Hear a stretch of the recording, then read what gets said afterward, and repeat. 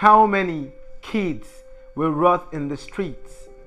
How many more than we already have? Littered as crumbs and like pieces of garbage, prone to be blown away by the wind on a rampage. How many kids will get what they rightfully deserve? Education, the basic solution to a war ignited by poverty and ignorance, societal negligence, war like pestilence, ravaging lives of promising kids and shattering dreams. Over 8 million homeless and defenseless. Over 8 million with no access to schooling. The pain is endless. How reckless. For little boys would grow to become wayward, useless and ruthless with bullets, and girls would unwillingly turn promiscuous, selling their priceless bodies to strangers, sex rangers, and these girls are exposed to the danger of STDs, likely nemesis. So what's the remedy to this tragedy? See, if the right strategy is in place to get these kids back to school, their lives will play out like sweet orchestral melodies. How beautiful.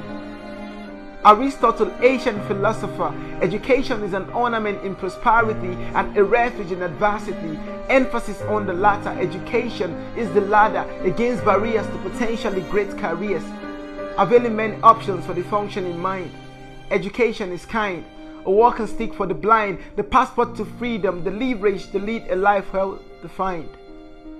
Booker T. Washington, African American, born a slave, but soon after he enrolled in Sunday school, that yoke became broken and he rose to a respectable status, famous, becoming one of the most outspoken, influential men history will ever remember.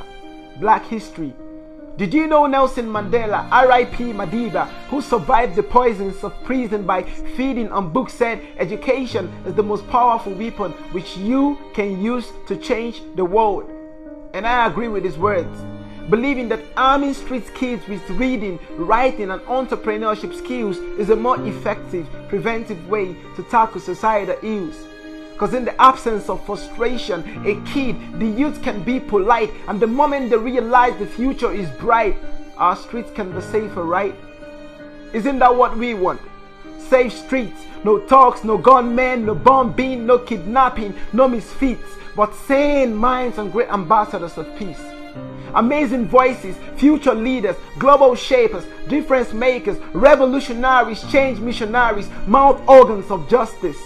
My point is, every child has potential, a destiny to fulfill, but to get to the top of that hill with relative ease, learning is essential. Access to valuable information so we can do more with the better formation to inspire children living in slums and dark corners, children from broken homes, their lives like broken bones. We can do more to make them become, for instance, men of honor, women of substance. We can do more to make young people understand the purpose for existing, living with meaning and achieving, instead of rusting on the sidelines of redundancy or being available in the toolkit of insurgency. So before the clouds get darker than they already are, can we reflect? How many kids will rot in the streets? How many more than we already have? Littered as crumbs and like pieces of garbage, prone to be blown away by the wind on a rampage. How many kids will grow to live in regret? How many, destroyed due to wanton neglect, will end behind bars, seeking the face of death and faulting their stars for all their scars? How many?